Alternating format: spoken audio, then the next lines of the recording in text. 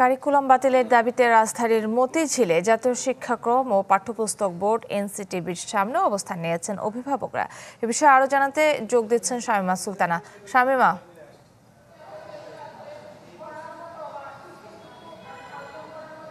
বিজলি cables যে কোনো স্থাপনার বৈদ্যুতিক সংযোগকে রাখে নিরাপদ। বিজলি কেবলস, নিরাপদ আজীবন। যখন নতুন কারিকুলাম প্রণয়ন করা হলো তখন থেকেই কিন্তু আসলে এই যারা অভিভাবক আছেন তাদের একটা অংশ কিন্তু তখন থেকেই আসলে আন্দোলন শুরু করেছিলেন এবং সেই আন্দোলন তারা তখন বেশ অনেকগুলো দাবি দিয়েছিলেন, অনেকগুলো দফাও ছিল সেখানে, কিন্তু তাদের সেই যে আন্দোলন আসলে সফল হয়নি। তবে এখন যেটি দেখছি যে তারা, আপনি জানেন যে সেই আগের সরকার যারা এই কারিকুলাম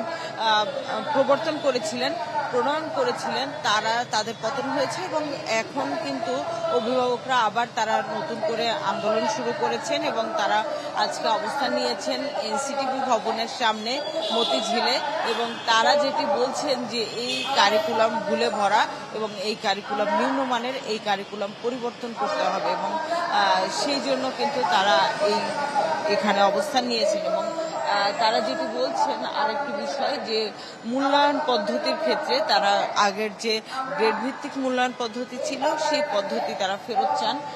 এখন নতুন যে পদ্ধতিতে মূল্যায়ন করা হচ্ছে, আপনি জানেন যে নতুন 7টি ধাপে আসলে মূল্যায়ন করা হবে এবং সেই সেগুলোকে আবার হচ্ছে গিয়ে ABCDর মতো ইংরেজি বর্ণমালা দিয়ে সেগুলোকে আবার হচ্ছে গিয়ে সেগুলো বোঝানো হবে যে এই শিশু এটা পেয়েছে।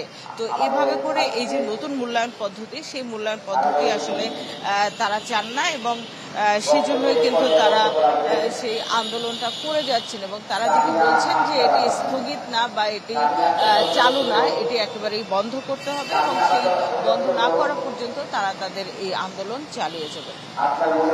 শামীমা, আপনাকে ধন্যবাদ। দর্শক, রাজধানীর মতিঝিলে জাতীয় শিক্ষাক্রম ও পাঠ্যপুস্তক বোর্ড এনসিটির সামনে অবস্থান নিয়েছেন অভিভাবকরা। বিস্তারিত জানাচ্ছিলেন শামীমা সুলতানা।